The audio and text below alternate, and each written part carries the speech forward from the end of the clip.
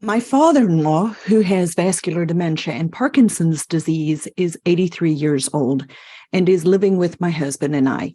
He's constantly eating, seems to never get full, and is also eating inappropriate things. His sleep is also broken up, and despite eating what we think is about 3,000 calories or more per day, he's still losing weight. He seems to be in the stage 5 to 6 of his dementia journey, and the doctors are not helpful. So let's unpack this question together. Firstly, I'd like to say it is very hard to help somebody when your sleep is broken up. I understand how difficult and frustrating that must be. But here are the things that jump out to me about your question.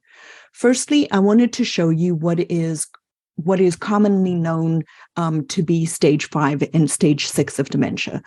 So stage 5, typically this is where a person starts to need help in choosing the proper clothing for the day, the season, etc. They may wear the same clothing over and over again. So this is the part of dementia when a person's self-care skills start to need a little bit more assistance with. Stage 6 in dementia is when a person with dementia starts with bowel and bladder incontinence, or the difficulty in managing the mechanics of going to the toilet. And this is definitely stage 5 and 6, definitely they need 24 hours supervision.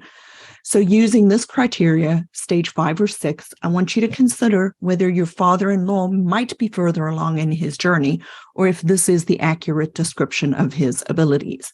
But back to your question, here are 3 things I'd like to focus on. The first one, any person living with dementia at some point in time will make poor decisions for themselves. And it then becomes important for us, the people like you and me around them, to keep them safe. When a person with dementia starts to eat things that are not food, we need to consider environmental changes to keep them from harmful items. Just like way back when my children were little, I baby-proofed my house. I also need to look at dementia-proofing my house if my loved one with dementia is living with me. So some easy to implement strategies include things like child-proof locks on cabinets, doors, and especially where hazardous items are kept, like under the sink. But this could be for any cabinet where they could find things that they seem to be wanting to eat.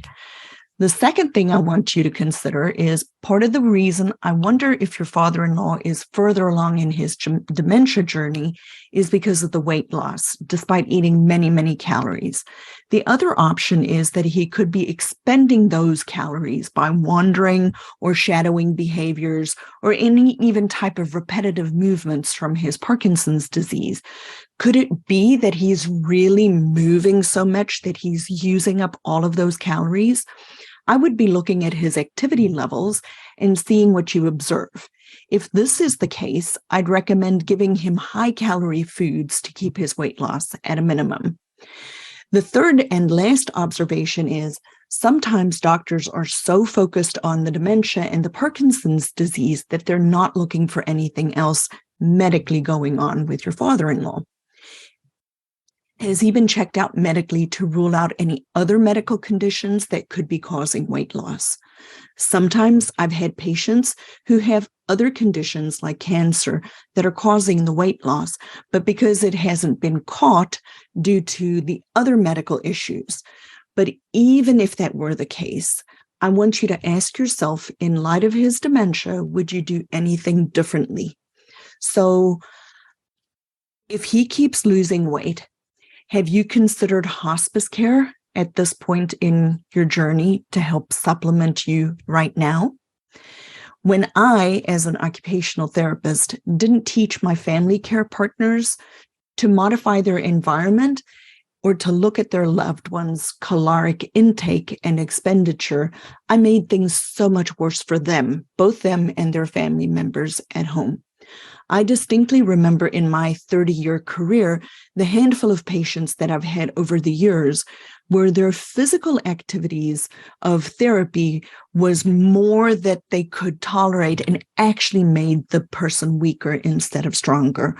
That hasn't happened a lot in my career, but it certainly happened.